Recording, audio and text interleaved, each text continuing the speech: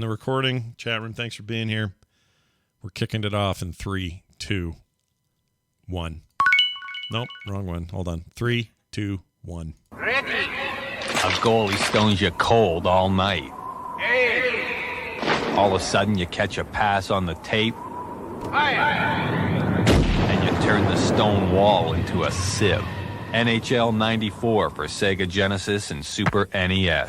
One-timers, cold streaks, oh yeah, hot streaks. If it's in the game, EA Sports. It's in the game.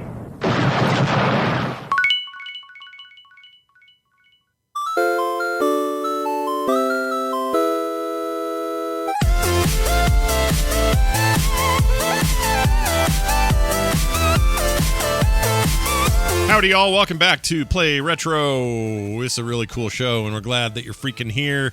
So sit back and relax and enjoy it. I'm Scott Johnson, one of your hosts, and I'm the guy that gets called for icing 12 times a game.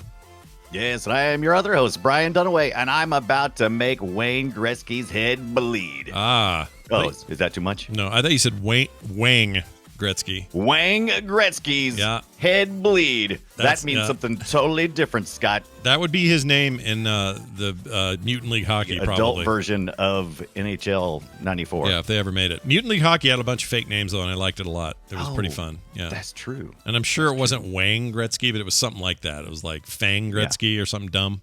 You know how... It'd have to be that, right? Yeah, you know how the Simpsons would end their Halloween episodes, or even their intro credits would be all the regular people's producers' names and stuff, but they would swap out their names for something scary or Halloween-y. It's like that. They would do that in that game, which I played a little bit today just so I could get, an old taste for an old thing, because what we're going to talk about is somewhat related. We'll get to all that in a second, but before we do... How'd you play it? Look at this, you guys. Let me show you this. So I got me this, here, I'll put it on camera, and for people at home, I'll describe it. This is the Ambernic, what's the model? I always forget. RG552. There it is. RG552. It's about the size of a Nintendo Switch, a little thicker. And screen's a little bigger. This thing is thick. It's a bigger screen compared to the Switch Lite, but I think it might be a tad smaller, but not by much, of the regular Switch. Anyway, 2 joysticks, a D-pad, your 4 usual buttons, A, B, Y, and Z, and then, of course, 2 sets of shoulder buttons on the back. And this is their latest. I'm going to need somebody to take that little spiel you just gave and like auto-tune it into some kind of rap tune. Do it. Make it happen. That's I'm here for it. Yeah. Look, I've already got the back music for it. Just kidding. I'm not doing it. Anyway, so this is it, and I've been very happy with this so far. It came, both Brian and I were going to pick one up and do some comparison and stuff, and we're still sort of early in that process, but I'm very happy with this. And part of the reason I'm happy with it is I flashed it. And I don't mean I showed it my wiener. I showed it my Wayne Gretzky. I didn't do that. I took this device and found a really good source for this. Programmer guy, retro head guy who's super into this stuff, had a pre-built shell script that you could do for a bunch of settings things, as well as a ready-to-flash to a SD card package that had everything I needed to make it better. And by better, I mean... just better interfaces, more choices, better use of the retro stuff, or the retro arch stuff that's built into the thing. Just the way the buttons function. For example, one of the weirdest things about this device is it has a reset button on the bottom, and it's less than a half an inch away from the function button. Now, I don't know about you, but sometimes you want to hit that function button real quick and do a save or do a back out or do whatever you're going to do. Yeah. Many, many functions that you can assign to that. But that reset button is right frickin' there, and that resets the entire device. Good. It's bad. It's very bad placement. I've hit it just from picking the console up, because it's like a phone. If for those listening, it's about the size of what maybe an iPhone XR or something like it. It's like a large phone essentially. Yeah, and so you want to pick it up by its sides, but the reset button is right where I would usually put my hand. So it's I've done that more than once. Oh yeah, you got to be careful. And they have it inset, so you're supposed to kind of feel it before you push it. But my big complaint was that it's just a terrible place to place anything, and I can't believe they did that. So part of what this package that I flashed the card with does I can't get out of it. I know, can't it's get out of the impossible. curve. It's impossible. But what part of what it does to this device is Right. it gets rid of that function button as a user. They just say, hey, forget you even have it. Use the select button instead. So you That's hold. perfect. That's what I would think, because the select button would make a much better function button. Yeah, absolutely it would. So if you want to exit a game, instead of me hitting function down here on the bottom and being careful not to hit reset, and then hitting whatever combination, I think it was the R trigger, instead of doing that, or the start button actually restarts, now it's just the select button over where your thumbs already are, hit it, tap it twice, and you're out. Like things like that, just taken care of in the way that this build is. I think by default, my RetroArch is set to do select as the function button, and then you would hit like select and start to reset the game, and that. So I'm with you. Yeah, that's a little bit discerning. Yeah, because where it's set. Yeah, I didn't love that, but now I don't use it at all. In fact, I don't think it does anything. Let me test it. Yeah, the function button does nothing now. So they've just remapped it. Yeah, go ahead. Now the trick about this one is the reason why we went with this one. Well, first of all, the Ain Odin is out, but unless you ordered it last year, you're not getting it anytime soon. This one was available. I ordered it directly from the Ambernic store, and they distribute in California in the U.S. So they drop them off there, and then if they have them in stock, you order them if you're in the U.S. and it sends from there. They have a warehouse in the U.K. and China and other places too. But anyway. Took about 7 days to get it through UPS in California. Live in South Carolina. Scott, you ordered yours off Amazon. It didn't take nearly as long, right? Next day. Got it the very next day. Next day. See, so they warehouse it at Amazon as well. But I just wanted to see how long it would take. I was curious. But what I want to really do was I noticed that on the official site, I was supposed to be able to order it without the ROM disk. So it comes with 2 discs. Or little SD cards. The SD card on the left-hand side boots up Linux, and that's the one that you flashed. And then there's a ROMs card. It's like a 64 gigabyte card. I didn't want all the ROMs. I have my own ROMs. Thanks anyway. Yeah. But there was out of stock with the non-ROMs. And I'm I didn't know they even had the option. Mine was just like to get it with the ROMs that are in there. And sorry, that's what you get. The reason. Yeah, they had the option at their web store. So I was like, cool. That way I'm not shipping, ROMs across the country. And I'm like, And I'm like, how hard is it to fix that? Just take it out. Yeah, it's no big deal. I don't know why they. Whatever. Eject that thing. They don't care about that stuff. I can tell you they don't care. It's out of China. The way it works, you got these 2 little slots so that people can see this. Okay, these 2 little SD micros, which by the way are the worst designed things in the history of the planet, and here's why. I understand technology and devices. We get smaller, more compact all the time. It's great. Right. I can't believe we can fit 256 gigabytes on a tiny little wafer thin thing that small. But regular SDs, they're not that big. Yeah. They would have been fine forever. But instead, we're like, no, we got to go micro. And then now there's nano or whatever. There's like even smaller ones. Yeah. And I understand phones have pushed this. I get why we're there. Yeah. I get why we're where we're at. But the main point for me is if I pop one of these out and I just sit it right here for a second, and then I accidentally go with my nose, that thing's way over there somewhere. Or the dog ate it. Or I will never find it again. It's in my clothes. Who knows where it is? It's too light and small. Yeah. And this isn't the fault of the card because all the cards I buy usually come with the SD size adapter. So the developer, as thick as this thing is, this thing's pretty thick. And of course, I didn't design this or anything, but just visually looking at it, I'm like, they could have fit a regular size SD card in there. 100% they could have. A lot easier. No reason they couldn't. I understand it's now a standard. Right. It's fine. The USB data cable and the USB power cable are both USB-C, so that's right next nice. To each other. Yeah, they're right next to each other, and that's fine. They're labeled fine, so I kind of know what to do there. Yeah. Even I got a micro. Oh, go ahead. Did you use the micro HDMI to output? I haven't used that capture? Yet. Nope, not yet. Yeah. Yeah, I haven't done any of that. I'm sure. I assume that works fine. Probably works great, right? Yeah, it worked. I did the other day. It worked fine. However, on the Linux side, unmodified, you've modified yours.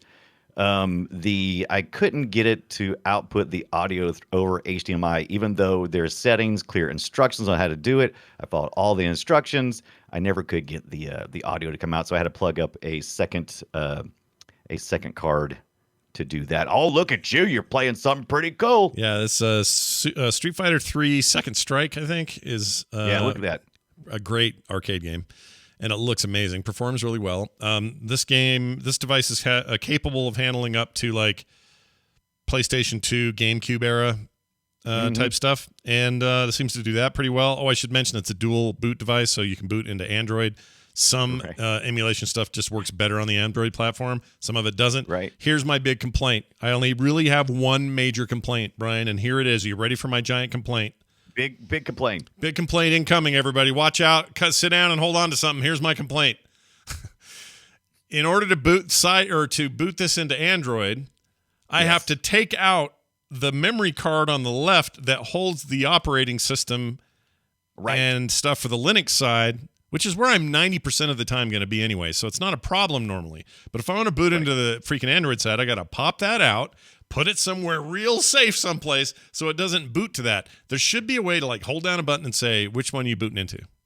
Like any dual boot. Everybody's got dual boots. Good news there. They've talked about I've read the forums and things, and I have seen some talk about them doing a firmware update. This unit is still very new. It only came out like in December of 2021. Yeah. It started shipping at the end of January. Yeah. So yeah, there's talk of releasing a firmware with the ability to do just that. Because I'm with you, because I'll eject that little Linux card. I'm like, and I'll drop it, and every time, and I'm just like, I just wanted to go into Android. Yeah, I just want to dual boot like a proper dual boot of any other machine. Yeah. You do it on a computer, you hold down a key. If you do it on a Mac, you hold down a key. If you do it on here, you take a card out. Come on now. So it's really annoying. Hey, send us an email at playretroshow@gmail.com if you'd like to hear us do a deep dive on an Ambernic RG552. Yeah. Maybe a YouTube video. Maybe we could do some kind of combo thing. I really like it, though. Overall, very happy with this thing. I've spent a lot of time in bed playing a lot of old games that I used to love. And it's... the battery life's amazing. I should have mentioned that. Really long, great battery life. And the screen might be better. Well, I know it's better than my Switch. It's a really nice screen. That shocked me. I thought, well, this will be okay. This is a nice screen. So anyway, it is. It's heavy, and the biggest selling point for me with this one, as opposed to any of the other ones I was looking at, a little faster processor than the others that are out there in the same area. And it has a touchscreen. I want to play more touchscreen games. I want to do some emulation there, so I needed that. Look at you! Look at you trying to get your DS life back. That's right. I'm trying to get my DS. I want to get some. We haven't given hardly any love yet on Play Retro, all the way episode 8, to our little. I'll give you a little. Here it is. You ready? The best game ever made for that device. You ready? I'm going to shock everybody here. Give it to me. Tetris DS is amazing. Oh, and it's the best Tetris game ever made. Tetris. It's better than any Tetris to come before it or after. And good news, you can emulate that game without touch because the game didn't need it in the first place. You can just choose from a menu and it works fine. That game rocks. It's so good. So good. Best version of Tetris ever made. Okay, you play it this week and you come back to me and you let me know what you think. But first, I got to flash my disc on my Ambernic. All right, you're gonna flash it with your Wayne Gretzky. That's my Wayne Gretzky. That's right. I also played a ton of Bomberman on this thing. I've become a little obsessed with Bomberman right now. We're gonna have to do a whole episode on the history of Bomberman soon. I don't know when, but I love Bomberman, so I've been playing maybe episode 9. We'll see. We haven't gotten down to the bottom parts of our notes yet. We haven't decided. Tell me how your second TV's going. So another guy showed up in a van. Pulled out a TV, said, "Hey, you want this TV?" And you bought it. And then now what? What's going on with this TV? This one turned out a lot better. We bought another TV off Facebook Marketplace, and this one's a 27-inch Sharp. The important part is it's flat screen as well. They were trying to mimic the Sony, and so they made a little heavier build. Things like 100 pounds. That's no exaggeration. That's how heavy these things were back in the day. They were big. It has S-video and component inputs. I am currently running my Wii on it through the component cable, and I would like to run some other things, such as my Sega Genesis. I would like to run it through component, but I've got to figure out if I am ready to take the dive for a Retro Tink. Retro Tink will allow me to upscale several different game consoles to component. Yeah. So upscaling. I've got to figure out. It's got to be good upscaling, though. You can't do cheap upscaling. It's got to, Yeah, that's a problem. I've seen a lot of cheap upscaling, and this is the way to go, apparently, because the Retro Tink, $300 for this little device. Oh, and I'm like, you got some sugar daddy out there. He'll take care of it. Don't worry. Oh yeah, if you have an extra one laying around, oh my god, absolutely. But yeah, I'm still debating on it. Yeah, well, keep that debate alive. I'm looking at some of these Sharp CRTs. They are monsters, man. These are Now mine looks like that CRT you saw. Let me see. Do I have the number on it? I'll get the number real quick. But anyway, yeah, the one I have is looks just like a Wega. You remember the Wegas, the with the silver and I'll tell you something else too. You may have forgotten this, Scott. You may have forgotten that when we first started moving into the realm of cheap TVs, that the screens all started looking better, but they just gave up on the sound. That's the reason why we started having sound bars. Man, this little Sharp TV with all that extra space back there, there it is. No, it's the Sony. That looks Sony, like that looks a lot like kind of it, like though. the one you got. Yeah. I have a model 27F541. Nice. And it is a 27-inch TV made in 2005. And like I said, it looked like that Sony that you just had up. This is definitely Sharp's attempt to try to mimic the Sony. Yeah, and, the Trinitron stuff was cool because it was more flat. They were less bulbous, Yeah, and they're by far superior. But this Sharp, for the price, $25. Somebody met me in a nice place, and they drove.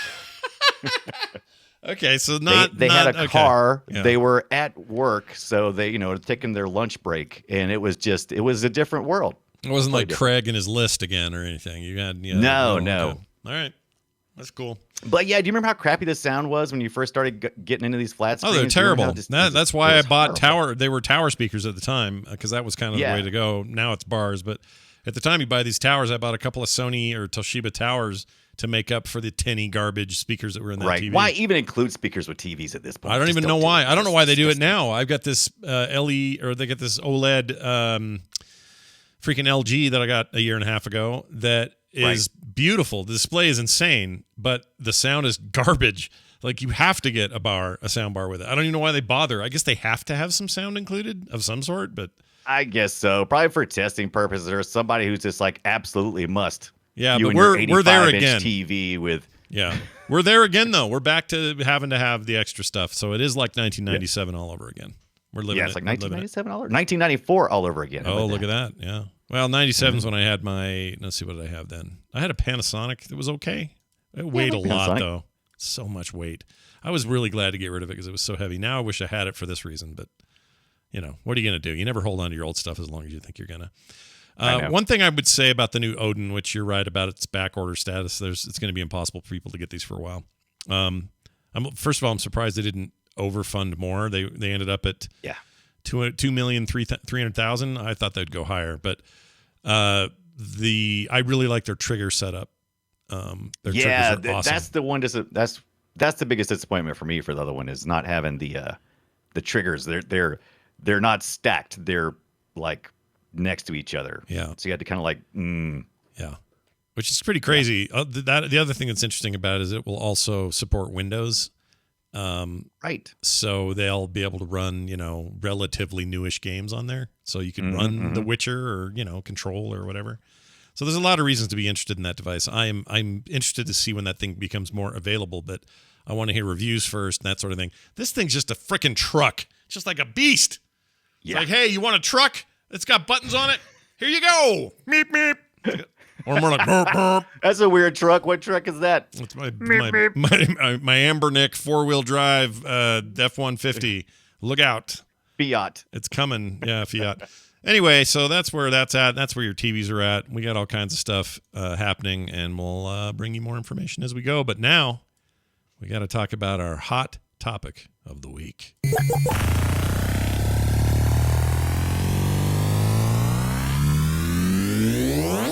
Shall we play a game? All right, Brian's been holding the cartridge up, the case. That looks newish. How old is that? Doesn't it look so nice? Yeah, it's really taken care of. I'm surprised. That's original stuff. Brian sent me this as well as that Model 1 Sega Genesis. He sent me several sports games, and I was so excited because I think our initial conversation was about NHL 94. Yep. And this is the limited edition Oh, is it? First round. Oh, first look at round, that. limited edition. Look And at the that. case is just in great shape. Mine were all beat It's up. in great shape. Look at all this trash in here, man. He's kept everything. Brian's my hero. Yeah. It's not me, Brian. Another Brian. All the It's got Brians. the big thick book in there. Yeah. It's got I can order stuff. I'm sure that's available. That's That's still available. Yeah, that's 4-way play. I need to Yeah. order that. I Yeah. got it so we can all play together. I had can, one of those. Some sportswear. I get that. I had those stupid 4-way splitters. Gosh, You dang had it. to Yeah. if you were going to play. And then I got this giant poster. Yeah. Look at that. Yeah, look at Is that that. upside down? No, that's the right way up. That's sexy hot. That's Look at that. crazy. That's mint condition, basically. Here's the funny Yeah. thing. I guess not mint, or it wouldn't be open, but It's pretty close to good. mint, like 9 out of 10. I had all that. I had that game. I had that version. I had all that extra stuff. I had that reminder that manuals used to tell you everything. I don't know if you tried to play like a fighting game lately. None of those games tell you what the shit to do. The new ones do, but games from that era, they don't. And I'm always like, wait, why is there like no training or tutorial or list of moves in here? And then I'm like, oh, right. They used to come with a book. There was a whole right. book in there. A big giant book. Yep, that would tell you what Sub-Zero could or couldn't do. Anyway, the point is NHL 94. This is a sports game, obviously. We're talking about hockey here, and you might go, I don't care about sports games. We don't really either, but this game was massively influential, and to this day is a cornerstone of what people think of video game sports games. And we're going to get into why and why it's such a big deal and why I, at the ripe age of 23 years old, played that game till 4 a.m. every day. Like, I couldn't get enough of any NHL 94. Me and my brother-in-law, we would get together, and it's all we would do for hours and hours and hours is play against each other in NHL 94. And we weren't doing it in 93, and we didn't do it with 95. In fact, in 96, 97, and 98, even though there were new games out, we still would pull the old cartridge out and play 94 because it was the singular title of that generation. I've had some people this week argue with me, though, and say, look, 96 is as good in every way that 94 is, with even a couple of better things. Some of it's some graphic bump and some other stuff, but I still say 94 is the GOAT. Now, before we get into all this, I just want to say, I know that this game is available, as that commercial stated, by the guy who does the EA games. It's in the game or whatever. EA Sports. That's that guy doing that whole commercial. Here he is again. Hold on, let's play a little bit of him. Genesis and Super NES. That's that guy. Yeah. Even though this thing was, marketed as being available for the Genesis and the Super Nintendo entertainment system, it was not the same game. It wasn't even the same developers. This was a game made in tandem by other people for a different machine. And in the end, the superior version, by all accounts, mine included, and I played both, had both, bought both, owned them both, is the Sega Genesis version, or by extension, the Sega CD version. Okay, I've got to stop you there. Yeah, go. I've been doing a deep dive on this game. I didn't play a lot of NHL 94 back in the day. I didn't own the cart, but my friend owned the cart, and we played it a lot when I was at his house. Yeah. But I have been on the forums. There is a huge community following around the NHL 94 tournaments and everything, even to this day, almost 30 years later. Yep. Now, you say there's no question, Genesis hands down. I would say primarily yes, but there are some Well, there's always going to be some people. who absolutely disagree and will say the SNES. I played both. I played both this week just so I could get a taste, and I felt like I was scoring easier on the SNES. You were, because it's an easier game. You're right. It is an easier But game. I didn't. Okay, so let me put it this way: the settings on the initial screen, I looked at both. They look similar, but there's the settings are different when you start. So I'm like, I just tried to use the default settings when I started, just, and it was different. So I'm not sure if it was a little easier because of that. I really need to do a deep dive to really say definitively that the Genesis is the champ. I'm Well, going to defend those people out there. You who like to say do the that. SNES It's version okay. is better. Most of the time, people are with you. Like, hey, if you're going to compare two versions of a third-party game, oftentimes the SNES would get the better of the two. That is not disputed. That is often true. However, This is a case where the opposite is true. And the main reason is not in all ways, like the music, the sound, the effects, the menus, and to some degree the graphics, although there's some argument to be made for the faster Genesis graphics. But for, the fidelity in general, you could argue the SNES has it beat there. But for some reason, whatever that intangible, magical gameplay element is that made the difference is way more present. Just right off the top, I can tell you from the hardware standpoint that Sega Genesis had a faster CPU, which is really important because we have a lot of AI interactivity going on in the game itself. Your opponents have to be thinking about the next move because this is going really fast. The SNES has a better graphics chip, but a slower CPU. So I think rendering-wise, you may see a little better on the SNES, but I do think that the Genesis version would be faster and would be more responsive. Yeah, you don't have the same level of detail in the Genesis version. Right. There's more color in the SNES version. Pictures of the players in the they had these little pixelated scans and stuff. It was pretty cool. So it definitely had some of those advantages, like it always does. The SNES often had these advantages, and they're not that. It's not that those aren't apparent here. Chat room, right now you're looking at the SNES version of the game, and now you're looking at this game is about the speed, Genesis right, version. Scott? Yeah, it is about speed, and as much as I like the color of the ice on the SNES better. I like the color of the uniforms and the characters, and just the way they look is better. It's chunkier and weirder looking, and it's kind of blue. The ice is kind of a green blue in the Genesis version. How many pages and threads I had to go through listening to people argue about the color of the ice? Oh, no, all the time. It is ridiculous. Yeah, it happens all the time. It's the color of the ice. But these games were not made by the same people at the same time. And because of that, these differences are pretty pronounced. And it turns out a lot of games are like that from that era. I start to look at them now, and I'm like, oh, man, this is... We always knew there was a difference, but we always thought, oh, well, the code's just slightly different. No, it's like different people made this.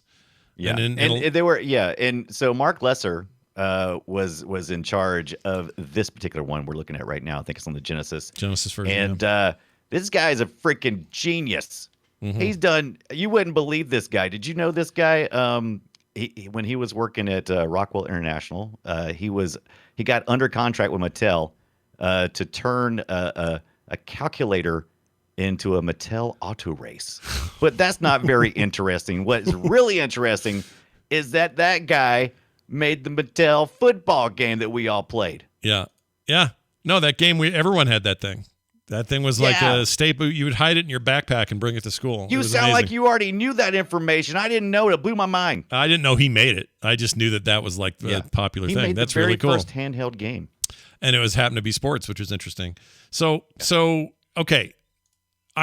My goal here is not to reignite some old Sega Nintendo, back and forth. But when people say we're going to have a tournament, they're talking about the Genesis version. That's the game they're going to play because that game has the gameplay elements, the mix of speed and reliability, for lack of a better term, in the controls scheme that they're asking about. There's a kind of a, what's the word? It's like, when something's kind of industrially built. It's like like solid, a solid thing that's got steel struts and it's just built to handle the storm, that sort of thing. And then you got flimsy, cheaper stuff that the contractor went cheap on. Yeah, it rugged, works, whatever. There's a rugged quality to NHL 94 and the Genesis, where it feels a little more dainty and flighty on the SNES. For lack of a better way of putting it, it's very hard to describe because there's some opposite examples that work the other way 100%, and a lot of the time in Nintendo's favor. But in this case, this is the one. And the one that's even better than this one, if for my money, was the Sega CD version of NHL 94. Yes. Because that game argument there. Had real crowd noises, real organ music, real sounds, real everything. The graphics were identical with the exception of some cool crowd effects. But for the most part, same exact game. Yeah. But had this immersive sound stuff that I freaking loved. And I've been killing myself all week trying to get that ROM to work, and it doesn't. I can't get that ISO to work at all. Oh, no, really? I don't. It's probably just me, and I'm doing something wrong because I'm done with this stuff. But I owned that game 4 times. I owned it on a Game Gear, Maybe it was Game Boy. Yeah. It came out. It was on the Game Gear, correct? I think I owned a Game Gear version. I owned the Genesis version. I owned the Sega CD version. And I owned the SNES version when I got my SNES back in the day. So I had everything you could possibly get around this game. I've never done that with a sports game ever. Yeah. Ever since That's before the thing. ever. That's the reason why we decided to do this game, because this is not your typical sports game. This is a good game overall, period. You don't have to be a hockey fan to appreciate the fluidness of this back and forth action that's going on in hockey, and you don't have to know the rules. Mm-hmm. I mean, I am not a huge hockey fan. I do have a Carolina Hurricanes jersey on right now. Yeah. But I've only briefly saw a couple of hockey games, and I've only been around friends who are watching it die hard, and I don't know all the rules. So I immediately turn the penalties off whenever I play this game, by the way, because I have no idea. I mean, it's like if I get one more icing penalty, I'm just going to scream. I think you still get it even when you turn the penalties off. Anyway. Sure. So I guess it's not technically a penalty. I'm sure it's something else. I'm sure you'll explain. I'm sure you'll write to playretroshow@gmail.com and tell me why I'm wrong. Yeah, tell me why I'm wrong. Yeah. Anywho, I really enjoyed this game thoroughly. And you know what I love more? This may be telling about who I am, but I used to love playing against my friends, but I never wanted to beat my friends. I just enjoyed frustrating my friends when they think they're really good, because it's so much fun to watch a friend who is very serious about this game. And there's some serious people, man. Yeah. Oh, There's some serious people. Yeah. It's fun to watch them freak out. That was my game. My game was watching them freak out. I would never get better, because then that would actually make them feel like they were accomplishing something by beating me. Yeah. No, I would understand. just suck and then occasionally beat them out of pure luck. And that's totally frustrating. Yeah. No, I feel you. There's two games, though, in this area that benefited directly from 94, and I think they did it the best. So I'm just going to call these out early. We'll get into more of it in a minute. But the best. And ESPN NHL 2K5, which was on the Dreamcast. Where was that? Yeah, I think so. Dreamcast, and maybe other places Sounds after right. that. But the Dreamcast had the first version because 2K Games was doing everything on there. And that game felt like NHL 94, but moderned up and looked super pretty, but it felt like that original game.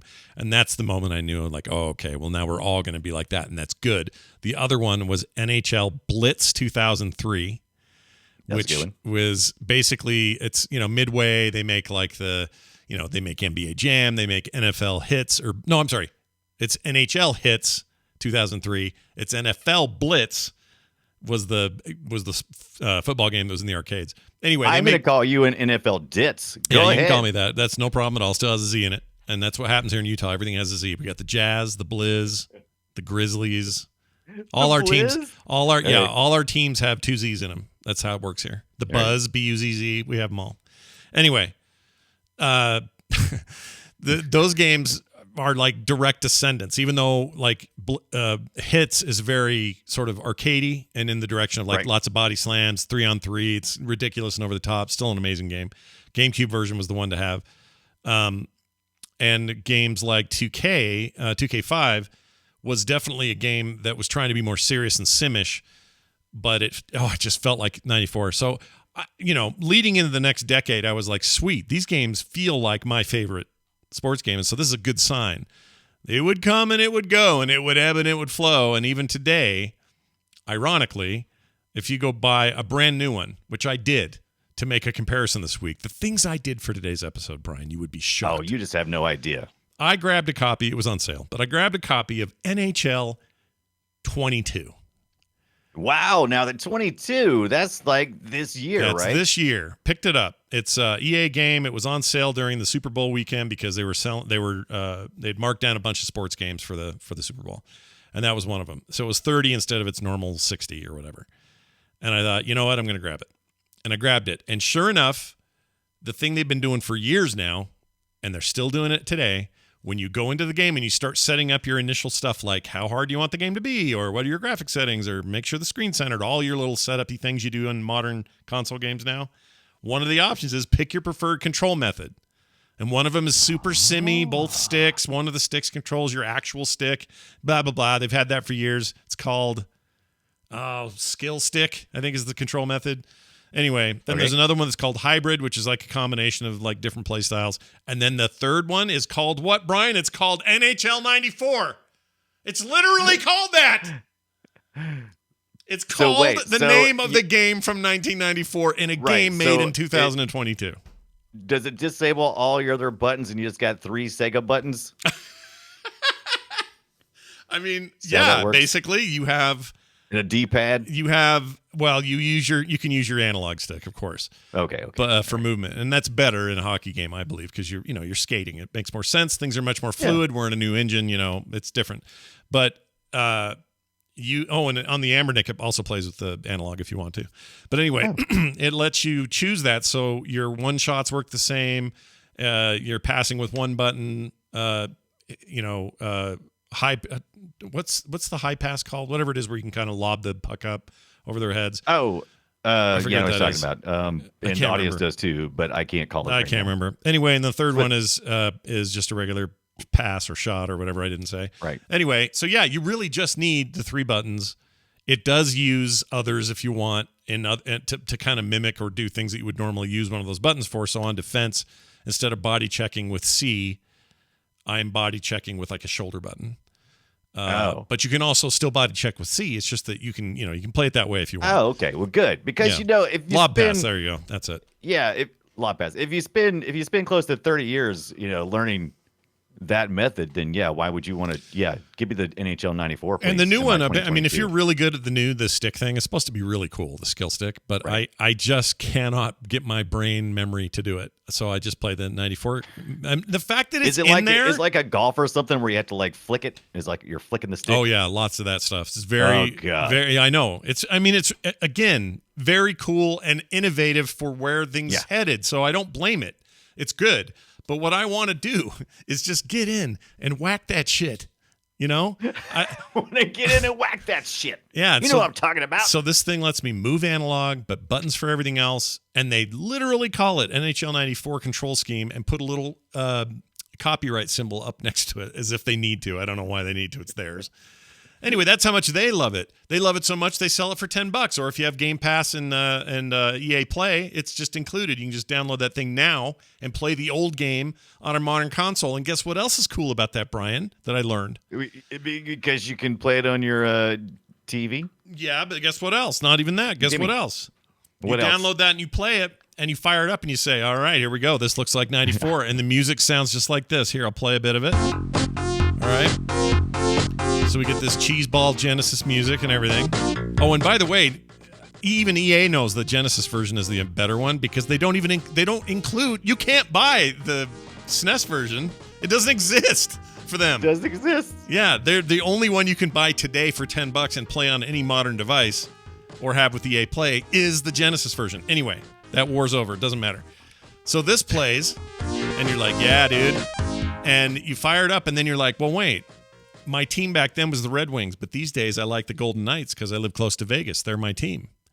Right. That's lame. I don't want to play this if I don't have my team. And then suddenly you realize they updated the rosters in this old-ass game. Yes. So the Golden Knights are there. Your Carolina Whatsits are there. They're all there. Hurricanes. Yeah. I like that that's how we play. That's how we pull for our teams. I like to pull for the teams that are the closest to me. It's proximity. Geographically, which location is the closest to me. Yeah. I'm pulling for those With guys. basketball, it's the Jazz for me because I live in Utah. But if I didn't, it'd probably be Denver or the Nuggets, or it'd be the Suns, or it'd be somebody like that, like it is for football. Well, that's not true. I like Green Bay, and they're way far away, so I don't know why. You might just turn on that red on air light and tell me if you already said. So are all the players updated as well? Because you said the teams are updated for the NHL. Yep, players and teams and everything, right? All of it. The whole thing's been updated. They basically updated the rosters. They're new rosters. Any new teams that weren't there before, any teams that have been sold or moved, or just if they're gone, even they're not in there anymore. I don't know if there's any kind of all-star mode or any of that, but because I didn't play with it. But yeah, there were the Golden Knights who've only been there for 3 years or something like that. And it's awesome. So anyway. I think that puts the Nintendo Sega thing to bed, right? That's the version that's available. It puts it to bed. Once again, some people, the war will never be over. So, but yeah, I'm with you. I think by majority rule, the Sega Genesis version of NHL 94 absolutely is the best NHL 94. Okay, maybe just the most popular. Mm-hmm. Oh, yeah. Either way. Now, listen to the Either way. differences. I want to show you some differences. This is so I played this a bit. I'll play a little bit more. Okay, so this is Genesis, right? Yeah. Now, listen to the SNES intro and how different it is. Because that's how things start. There is no EA games. They don't do that. I don't know why they don't. They did later, but they didn't hear in this. This Nintendo one, here's the difference. And it does sound better. Listen to this. Totally different song, though. EA Sports. It's in the game. All right, so you get your voice chip. Actual sound of pucks. Here it is. Oh, listen to the depth of that. I mean, they were going full MIDI here. But it's a totally different That's song. okay. You can do that because you know why?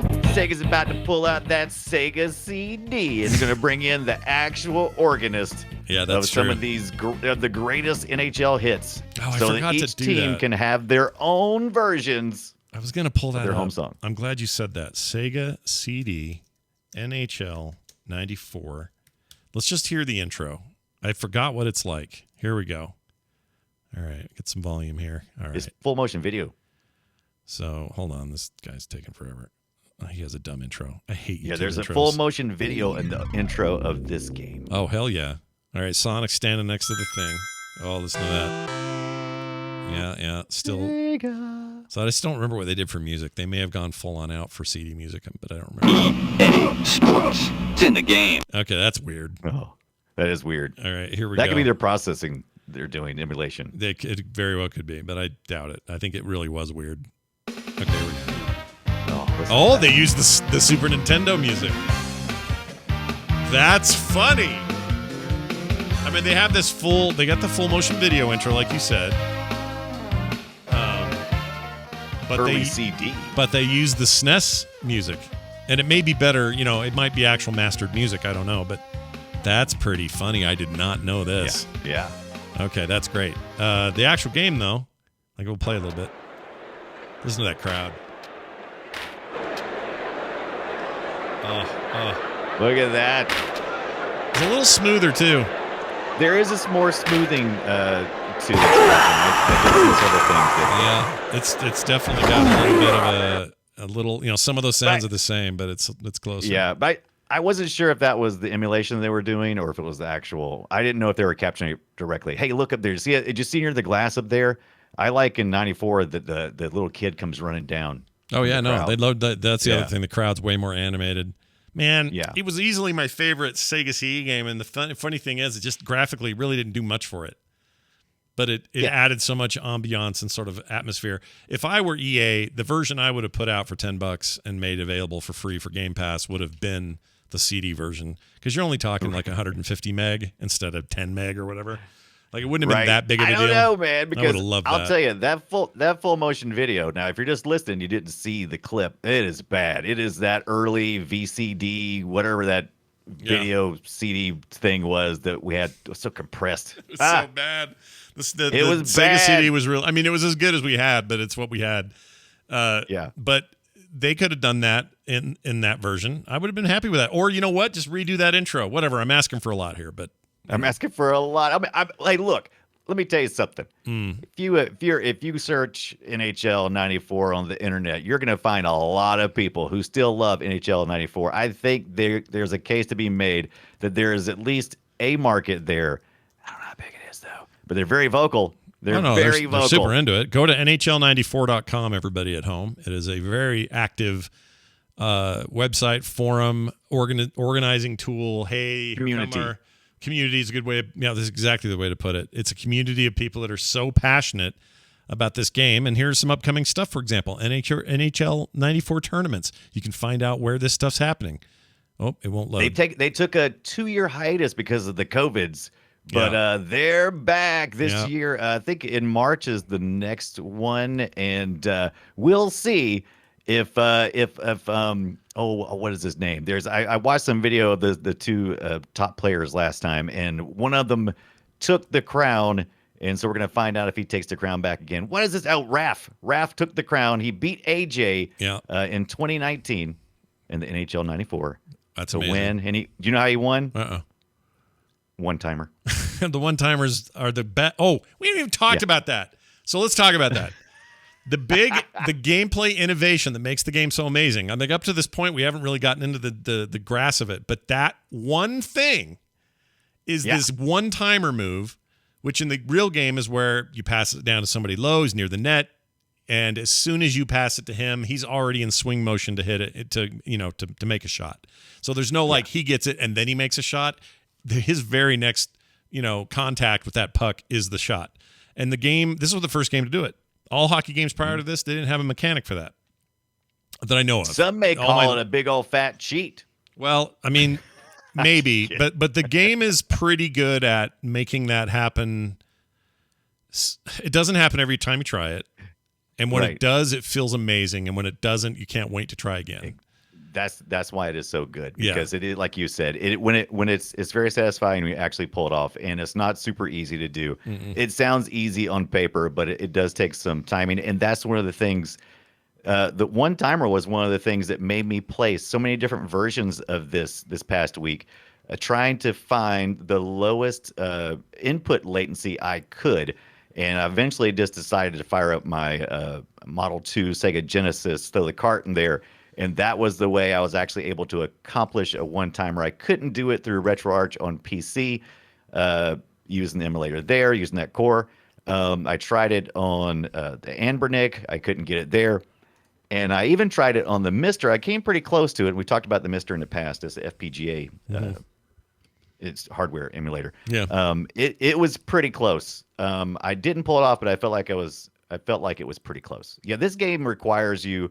One of the things about this game is it requires such fast reflexes, right? You got to be on top of it. Oh, big time. I just joined their Discord because I forgot they had one, and it's active. There's people in here right now talking. Oh, yeah. Yeah, they're into it. If you're out there and you need a friend, let me tell you, those guys are friendly. Also, how I first found that forum, which first wasn't very hard. It's not hidden.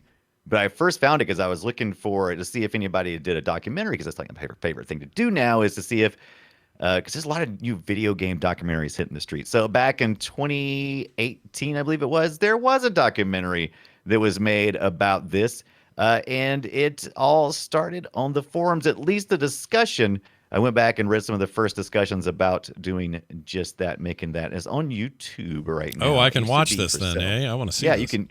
Right. You can totally watch the documentary. He goes back and he talks to Michael Brook, that's the producer. Talks to Mark Lesser, that's the lead designer of NHL '94. Brook, by the way, co-founder of EA entirely. Right. Yeah. Don't want to. Yeah. He was a big whoop. But there's like 5 people on the credits. That's what's nuts. That's what happened back then. You had one guy program it. You had a guy doing art. You had another guy doing testing. A music guy often, and then that's kind of it. Yeah, you can't forget Jim Simmons, though, because Jim Simmons is the man. Well, he is the man. Mm-hmm. Yeah, he's definitely the man. Okay, so I was going to say something about the chat just said. Greg for Walkman, who frequently goes to the PAX East conference, they hold tournaments there all the time, this community. So if you've seen some of that there, you're looking at their handiwork. If they even have instructions on here how everyone's playing in smaller non-live tournaments, just using the net play features built into RetroArch. So there's a bunch of that going on.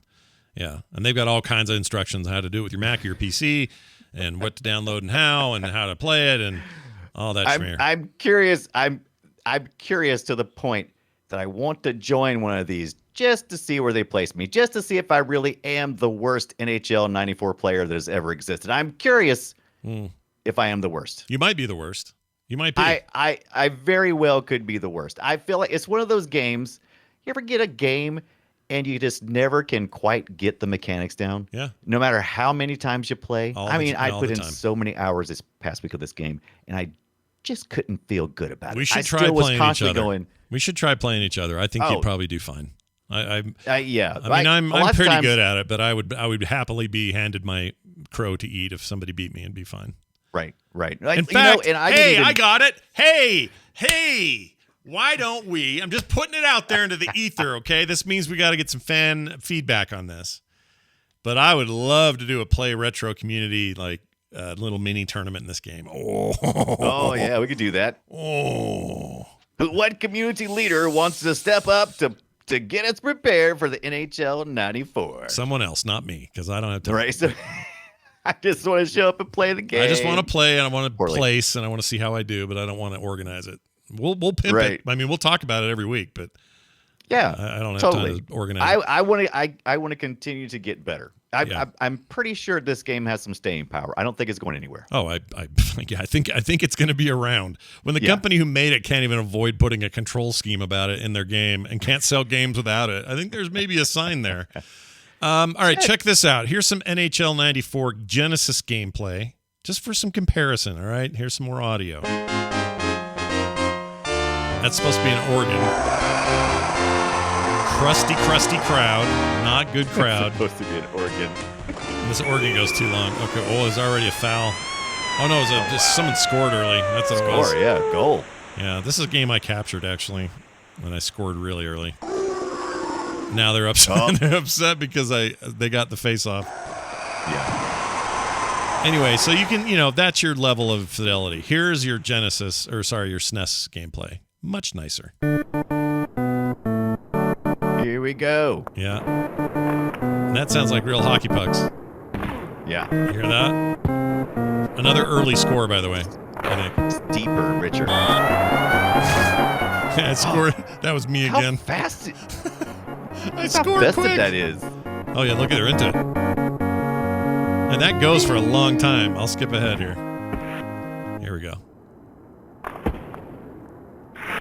The crowd's a little quiet when they're not scoring. Right. Ooh, hit the side of the thing. So they, sound-wise, 100% Nintendo's corner. No question.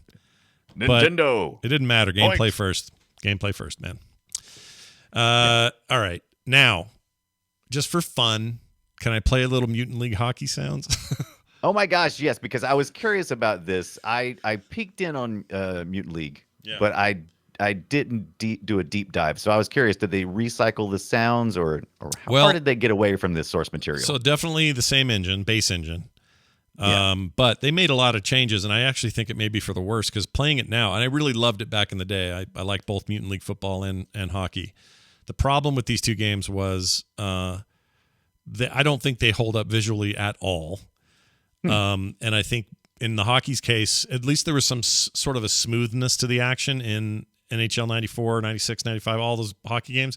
This game is real herky-jerky kind of experience. The sprites aren't well animated. The flow down the ice just feels just chop.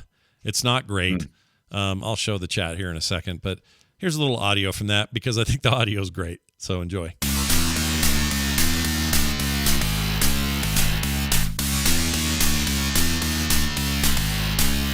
Yeah, baby, listen to that. And then this part. That feels like Sega. Look at this guy.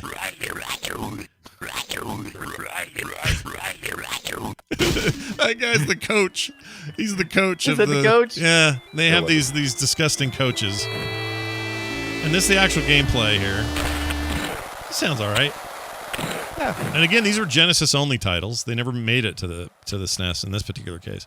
But I don't think they play as well. And that bummed me out because I was expecting or preparing for how, for my nostalgia to match my memories. Right. And in this case, with 94 it does, with these it didn't, unfortunately. The football better. It's better with football, this less so. And that's unfortunate. I really, really would like a modern take on NHL Mutant League Hockey. I'd play the hell out of that. Can I dissent just a little bit? And this is a true dissent. This is not me just trying to be argumentative. I played 93 and 94. Yeah. And I absolutely see the love for 94. Yeah. But hear me out. Go. I really like the fighting in 93. Oh, yeah. Let's talk about the fighting. So I really like to fight. It's hockey. They took it out of 94. There's a build of 94 where it was in, and there's video of that somewhere. Actually, we have that, don't we? Where is that? Probably. Poop. I can't find it. But basically, here it is. Fighting video. Is this the one from that, though? Oh, no, this is actually, I think I sent you a fighting video. That's. that is 93. Yes. Okay.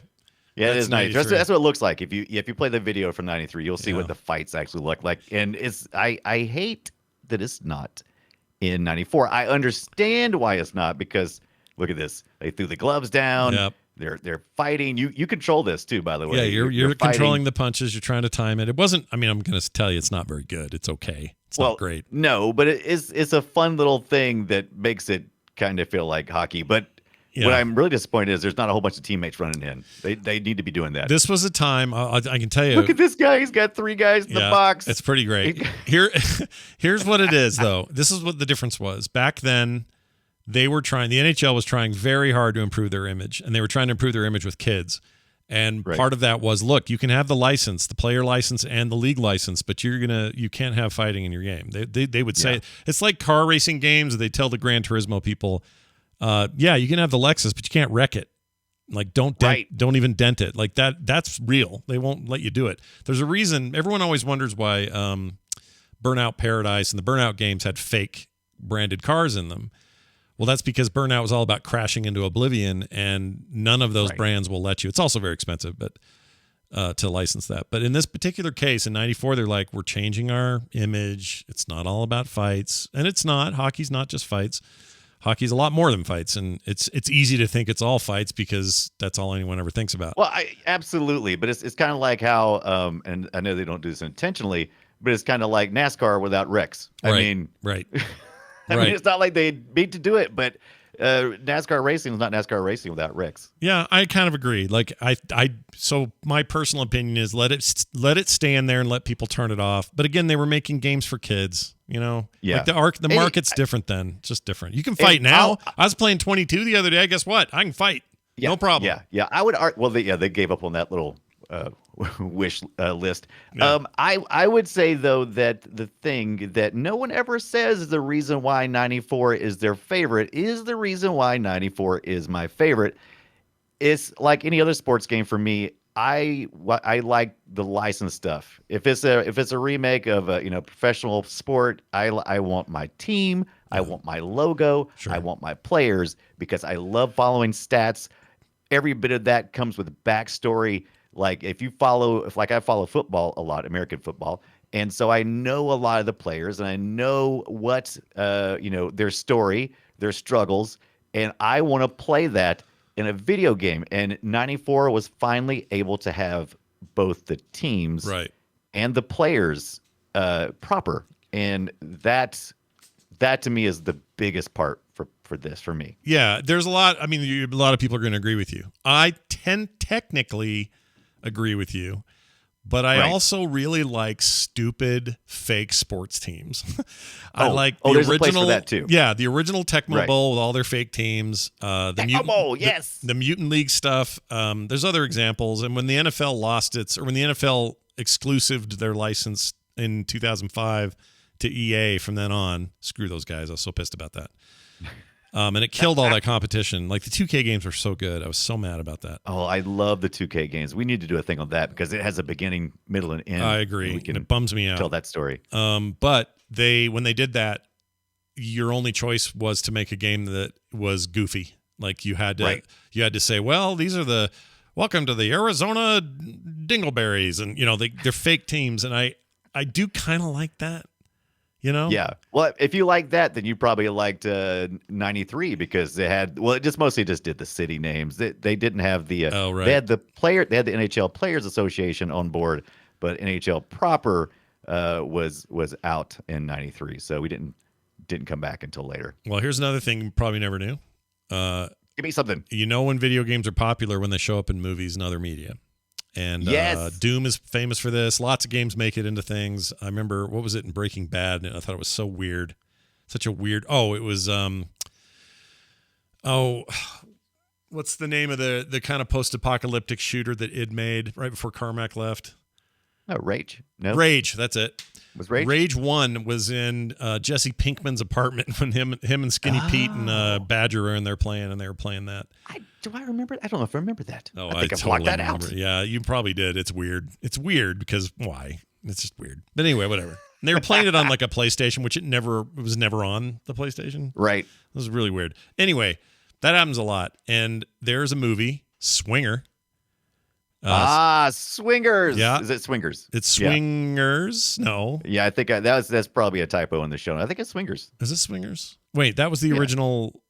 Is that the Barry Levinson movie? No, you're right. I'm Maybe. confusing it up now. But anyway, well, no, that wasn't 90s. That was 80s. Anyway, it doesn't matter. The important thing is that it had a very young Vince Vaughn in there. Right. I say young, he's my age, and I was younger then. I guess. Anyway, they showed that game, and he had lines about it in the movie. He said, Yes. all sort, like isn't that when you know your game is cool when some movie has like your game in it? That seems like it. There's like a whole scene of three guys playing this NHL, and this is the question mark for me.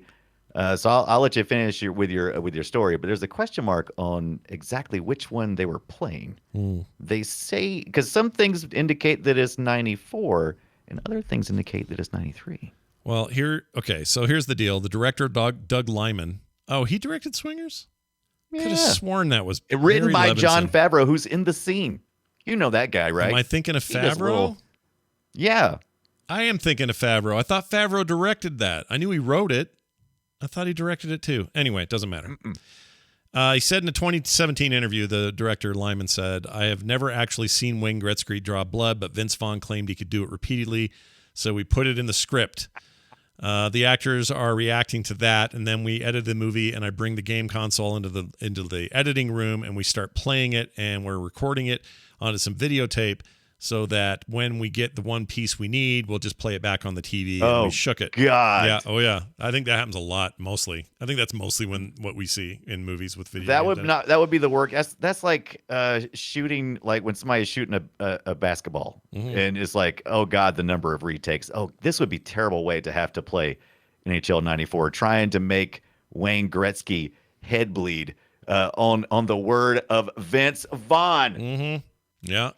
It's pretty funny The though. question is, yeah. they mentioned during the scene, Vince Vaughn actually said they took out the fighting, and there's a whole conversation about that they took out the fighting, which would have been in 94. Would have been 94. They're playing the SNES version, I think. They were.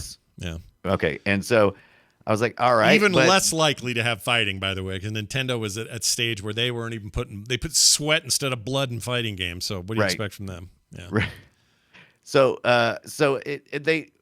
somehow Wang Gretzky ends up on the ground, and I'm like, can he bleed in that one? Because apparently, if you're 2-player and you're the other team, you're playing as Gretzky and you don't move, I guess you could run him into the wall, and because that's kind of what happened in the scene. Sure. The They other faked player all left, that so- up. I mean, they made it more than it is, which is what they often do at these games. What did we just see? Mars Attacks and those stupid light gun games. Total bullshit. Light gun games. Yeah, That was great. Total bullshit. Everything about that. But that's what you do. You make it work for your movie. It's fine. But what a great movie in 1990. Not a great movie. What a great scene in a movie from 1996, just a couple of years after NHL 94. That's how much of an impact it had on our popular culture during the time. What do you think would happen if you These walked up proteins. to wait, who wrote it again? Now his name just left me. Jon Jon Favreau. Favreau. What if you Jon walked up to Favreau. Jon Favreau that week while they were making this film and you said, by the way, in 12 years, you'll direct Iron Man and start the MCU. Yeah. What do you think he'd say? You'll put on a good bit of weight and stop being so muscular and do a whole bunch of really creative stuff. Yeah. We love you. You're going to change Star Wars forever. He was How does that feel? Beast for a little while. I don't know if you remember him being in his beast mode, but he was a beast for a while. He's a monster. I remember him being on Friends. He was going to be the ultimate fighting champion. Yeah, it was a weird time. Different. He's a big feller now in a very different way. Well, he's life happens, man. They weren't the I only don't judge. changes, though, to that game. It also included goalie control. This commercial we played at the top of the show played a little bit of this, but goalie control, variable player ratings for players on hot and cold streaks, one-timers, we talked about that, reverse angle replay, player profiles with 144 player pictures. They both had it, but Nintendo's looked a lot better. They had colored pictures. The Genesis version was all black and white. I'm not sure about the CD, but the Genesis version I don't was. know on the CD. I doubt they changed it because that's a lot of assets to worry about. That's a lot of work. Yeah, different team anyway. But let's see, new crowd animations, no fighting or blood. Boo. And see, that's the thing, no fighting or blood. So I'm like, so they must have went back. What's the rest of the story there? Because I want Weird, right? 2 expansion teams, Anaheim and Florida, so they were at it as well. Yes. Anyway, it's an amazing game, everybody. Y'all should play it. And you can play it. Well, let me tell you the ways you can play it, all right? So $10 will get you a copy on, I think that there's a PC version on EA Play and Game Pass, I think. I'm not sure about that. EA Play definitely has the $9.99 if you just buy the game by itself or as part of the EA game. Yeah, but is it on PC thing. or no? Do you know? I don't know about the PC part, but I would assume so because it didn't have any.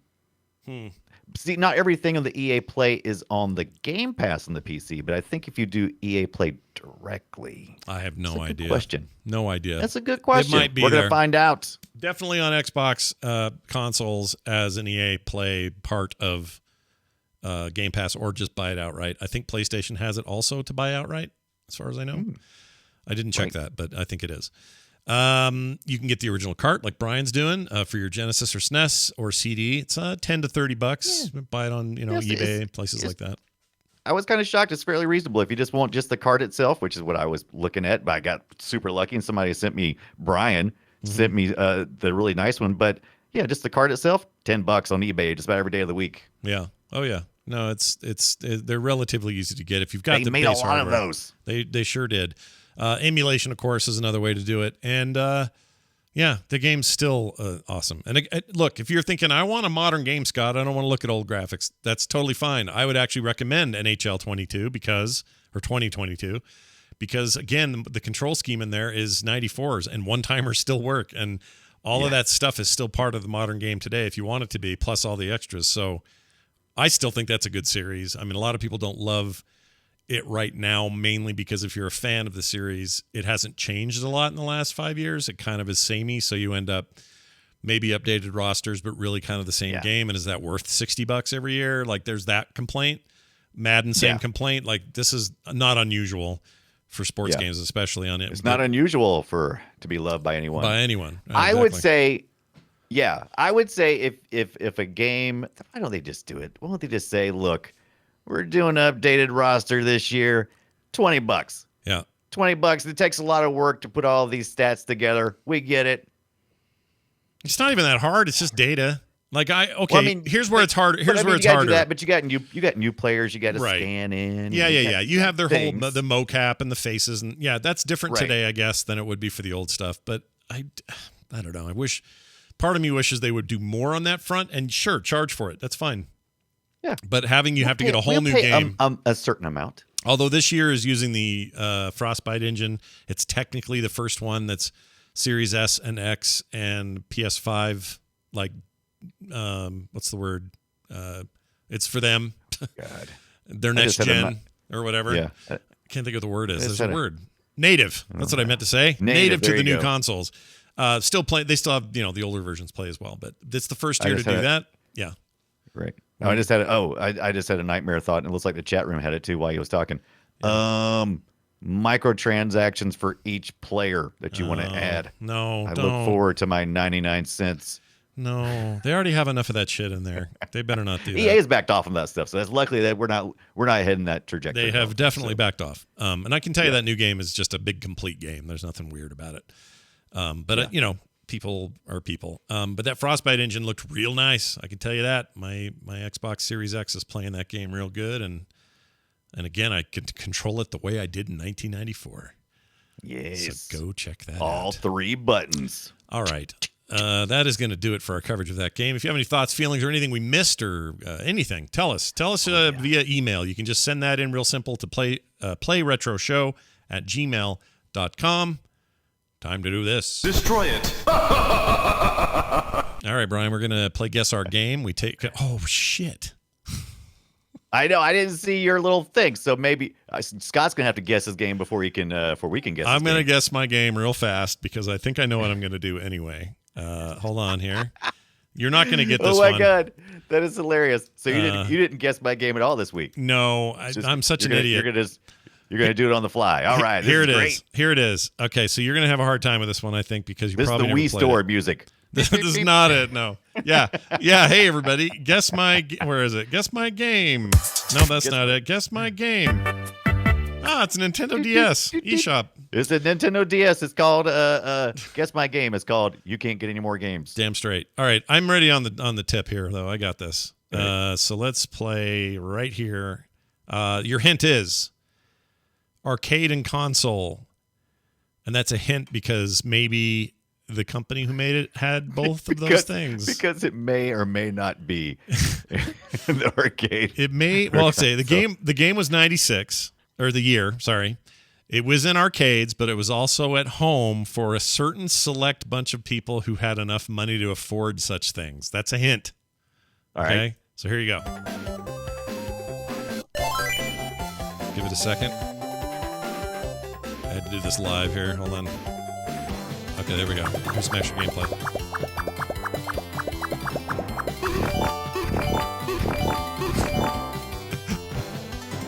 Any guesses? NHL 97. Nope.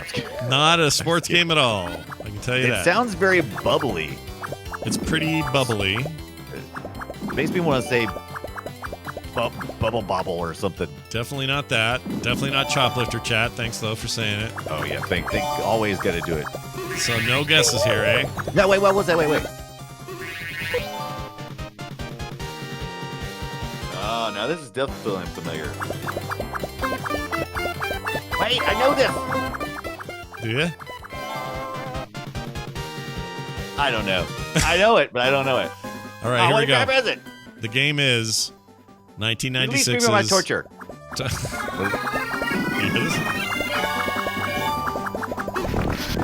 I love the. Yeah. Is Any- it? nothing? I don't know. Nothing? I give. Okay. It was I surrender. It was in the arcade. It was on the Neo Geo. Does that help you at all? Neo Geo. Oh, okay. Neo Geo. So you could get it at home. It was very expensive. It's cost you about $100. Not really. That thing was destined to fail. It was too expensive, but I Right. love the games that were on it. All right, I will tell you now. The game is the game called Neo Mr. Do. Oh, Mr. Mr. Do. Mr. Do is this weird maze game where you Mr. like. Do. I remember Mr. Do, but Neo? You remember? Well, Neo for Neo Geo. That's what that was about. Yeah. So it's basically this little clown guy you controlled. I remember playing this a couple of times, and your job was to clear stages, and those stages were like almost like you were. How do I explain it? Almost like Dig Dug, except you're above ground. Yeah, this makes sense. I can see that. Yeah, I never seen this or played this, but there's definitely some sound library stuff that's in something else because I definitely recognize some of that. I just played it and then forgot to cap it because I'm an idiot. It is absolutely Dig Dug, except is he mowing the grass? Kinda. And why is he freaking out right now when he made the goal? It's drugs. He does drugs. I don't know. And you played this game? Look at this level here. I played it in arcades back in the day. So look at this. Well, look at him. Look what he's doing. He's picking up cherries. He's kind of so mowing. much color. Yeah, it's a lot. But that's what this device, I mean, that's what the Neo Geo is good at, is color and animation and just amazing 24-bit graphics. And it was a hell of a thing. See, look at that. You can kill stuff. So it's a little bit like those games where you had a mine. In the mine, you would drop stones to kill enemies. And then... Yeah, it's totally Dig Dug. I mean, come on. This is... It's Dig Dug mixed with Mr. Or not Mr. Shit. Forgot the name of it. Mr. Do? There's a digging one that this just reminds me of. You're also trying to spell the word extra. Oh, okay. Yeah, and then you get these extra stages, and then you can get more points, and it's really hard, and I die a this lot. This is nightmare fuel. Let me tell you right now, this is the scariest game I have seen in forever. I couldn't play this. You say you played this? Yeah, yeah. Look, if you don't like clowns, don't play this. Oh yeah, and if This you don't, has got, yeah, weird. Guaranteed. Yeah. No clowns if you want to if you want to live. Crap. Yeah, come no, with me if you want to live. Cripes. All right, Brian. I'd never. Thanks for that. There's no way you were ever going to get that. That's okay though. I had to look. It's fine because I was also looking up what I did because I could not remember for the life of me what I put in there. Oh, and well, so me I got neither. it. 1994. All right, I'm gonna play it. Hold on a second. I gotta pull because it it's the same year, Scott. You get it? Yeah. Oh, I get it. I see what you're doing. Here we go.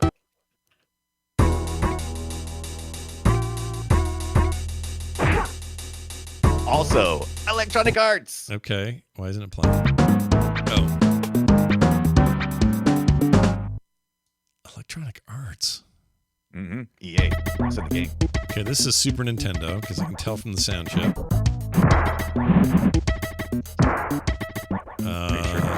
It's not Comic Zone.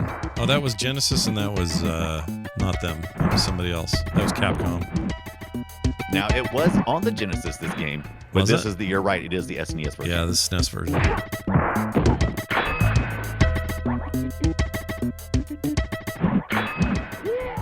I don't know.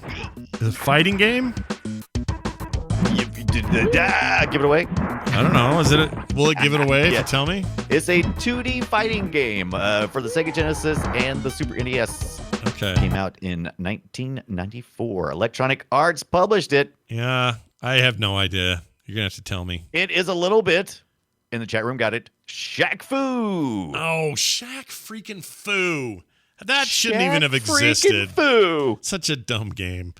This was before he was chopping up Papa John's pizza. Yeah, that was a dumb game. I remember not thinking it was very good when I played it. I mean, people were stoked because it was Shaq, and it was like, oh, look, he's got his own game, and it's not normal, and it wasn't very good. It was bad. But it was maybe fun. I enjoyed picking this up out of the clearance bin. It gave me much pleasure that way. Full price, no. You're not gonna pay $40 for that game. If you paid $40 for that thing, you'd be a little bit upset. But don't forget, Yeah. don't forget there was an Indiegogo not that long ago for Shaq Fu, a legend reborn. Did that work? Did Yeah. that happen? 101%, just barely made that goal. Shut up. Someone's making this, and Shaq is involved. This is really old. Oh, it's though, coming Scott. out this It's from, like, spring. Hold yeah, on. it was. They started it back in 2014. Oh. So yes, it's finally making. I'm it. sorry. It said It says it's coming out this spring, but this article is from 2018. I don't think this game Yeah, came out. It's Did old. it? Did it come out? Yeah. No. It's been out. It's been out. Is it already out? It's a game Oh, yeah, I can man. play. It came out that people played it, panned it, and have already moved on with life, Scott. Okay, hold on. Here it is on Steam. I did not know this was a thing. The reviews are all right. It's okay. It's okay. World in chaos. World's on the brink of disaster. Demonic celebrities have taken over the planet. Only one man can save us. A poor Chinese orphan named Shaq Fei hung. Our hero must travel to faraway locations to lay the smackdown on these pop culture icons bent on our destruction. Shaq Fu, a legend reborn. I think that means that Shaq's not in it.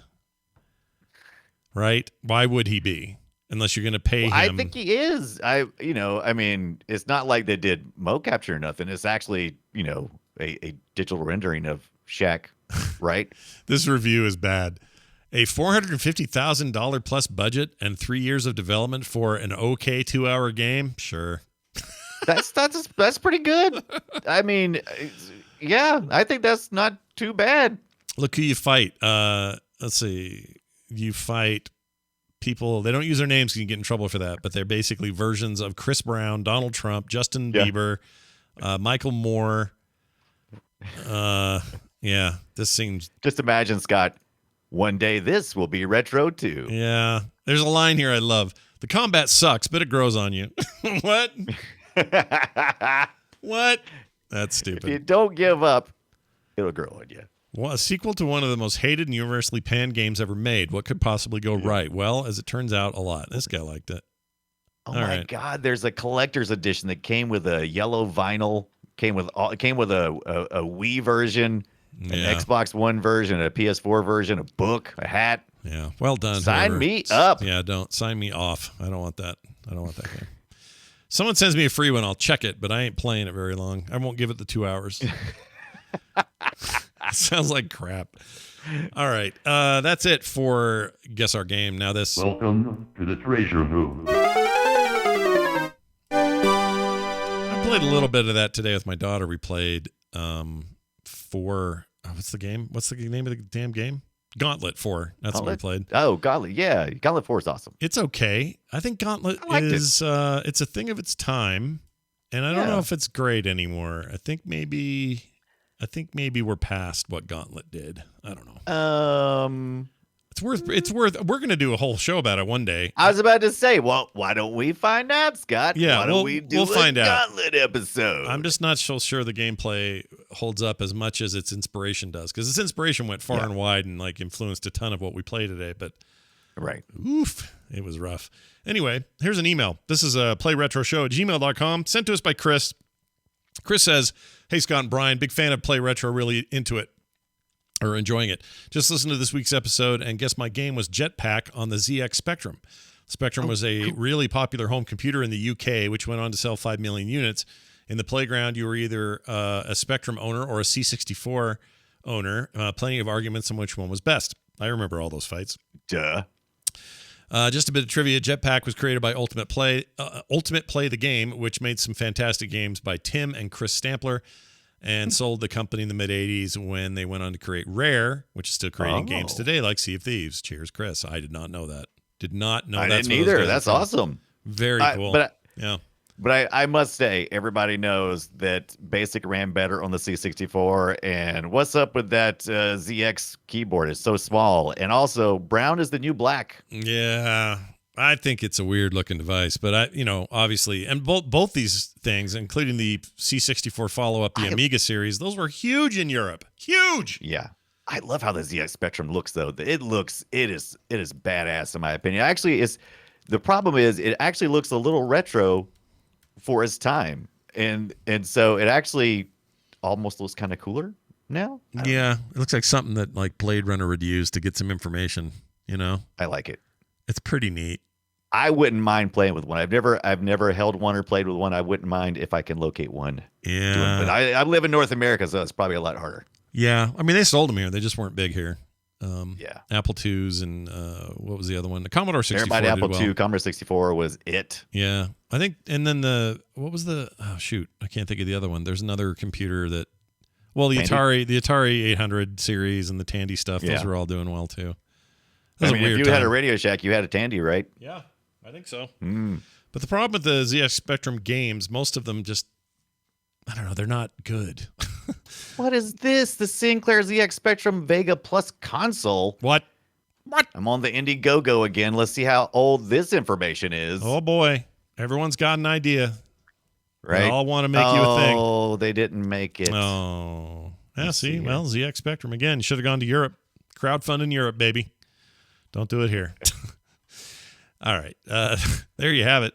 And that thing was all about keyboard control, right? There was no other way to do it. Yeah. Actually, this did make it, it looks like. So somebody's doing a review back in 2020 of the Sinclair ZX Spectrum Vega Plus handheld. I'm kind of interested in this. What is this? Vega Plus handheld. Now you're a creditor. Oh, so it must have did. Oh, look at that controversy. weird ass thing. It's actually kind of cool. Oh no.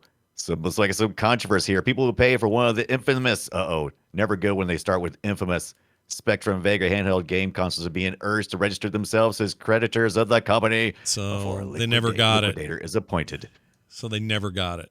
So I went from excitement to disappointment. Yeah, just like that. That's too bad.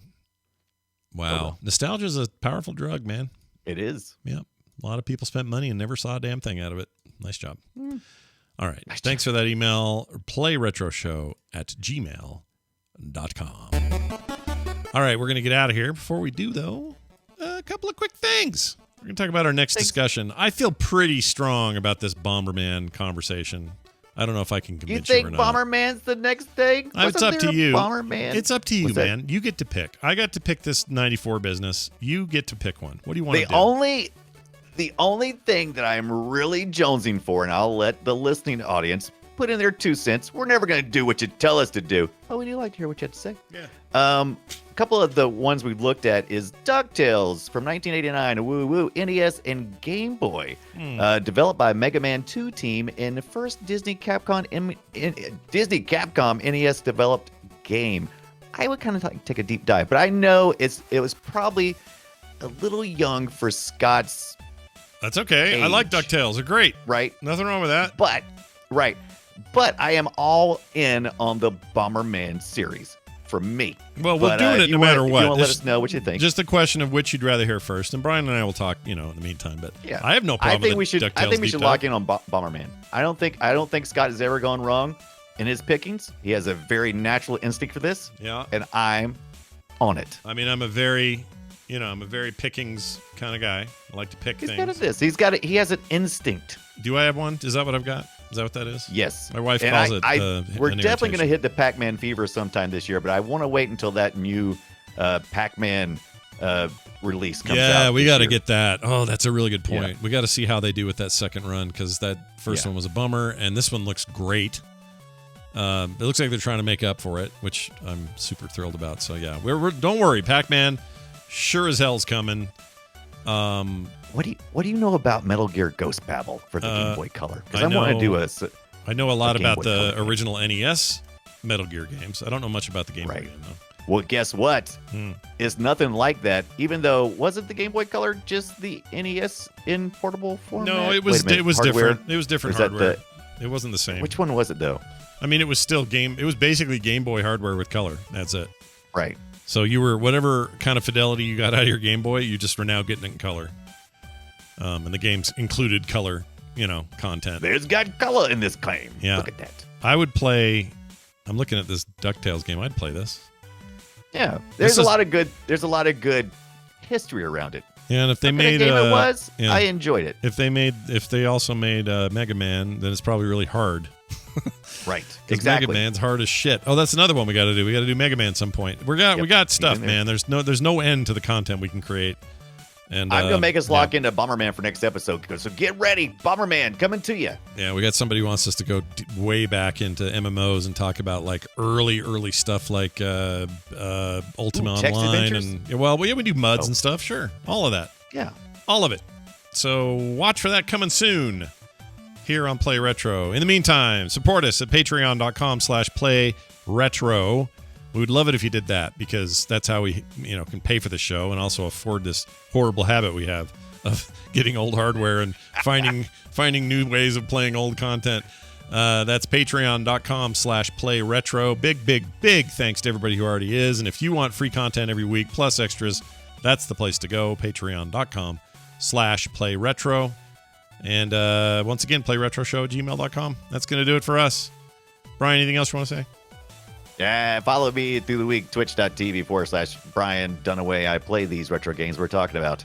Yeah, same. I played a bunch with my daughter today. We've been doing some competitive stuff. That's kind of where my thinking with where Bomberman came in. We have some other ideas coming up, so watch for that as well over at /frogpants on Twitch. That's going to do it for us. Thank you all for watching, listening, or however you consume this content. We'll see you next time.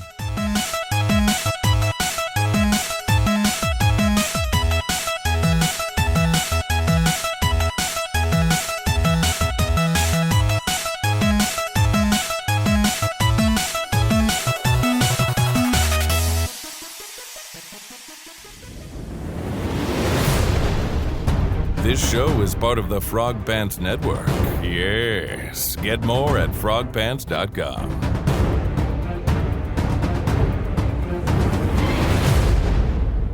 You waxed your anus. I don't know why I played that. Hey,